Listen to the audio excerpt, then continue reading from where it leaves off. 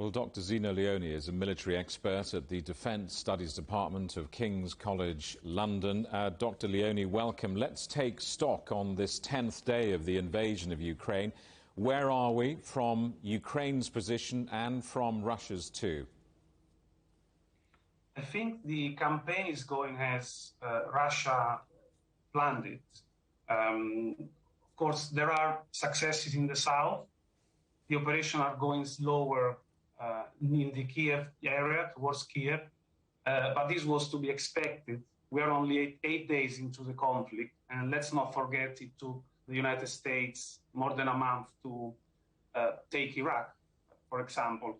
So the Russians are trying to encircle the Ukrainians, cutting lines of communication, trying to isolate them. The Ukrainians are trying to resist on the ground, but they are struggling because they lack substantial air power, enough air power to deal with the Russians. And this means that the Russians, those long convoys of Russian troops and tanks that we have seen, they have all the time to manage the speed, the tempo of the operation because they are not threatened from the air. Ukraine's President Zelensky has criticised NATO for refusing to implement a no-fly zone across Ukraine. Is this now as far as NATO will go in its help? I think so, because implementing a no-fly zone, it will be very risky because Ukraine is not a member of NATO, and so Article 5 cannot be triggered. Why am I talking about Article 5 here? A no-fly zone tends to be a defensive military tactic because it's about patrolling. It would be about patrolling the the airspace of Ukraine. But obviously, the moment in which a Russian aircraft enters the airspace of Ukraine, it will have to be destroyed, and that would start a major conflict, which will lead NATO into a direct confrontation with Russia.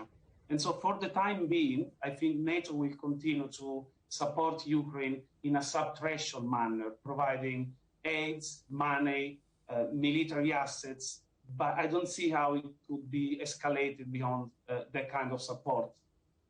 What are the next steps in this war for both sides and the civilians caught up in the middle of it?